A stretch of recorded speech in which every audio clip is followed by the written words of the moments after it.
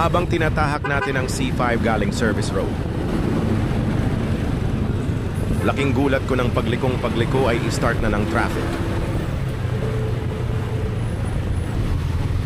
Kaya no choice, kundi tahakin na lang ang ruta na ito dahil ito ang pinakamaiksing ruta pa uwi sa aking tahanan.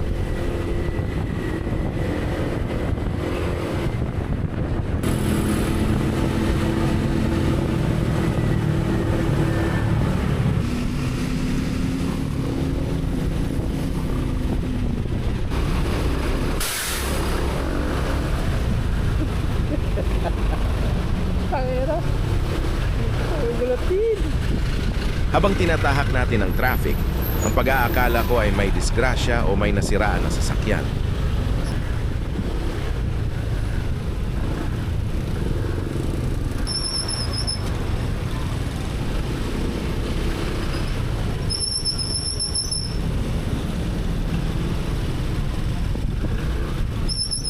Hanggang sa dumating na tayo sa dulo ng traffic.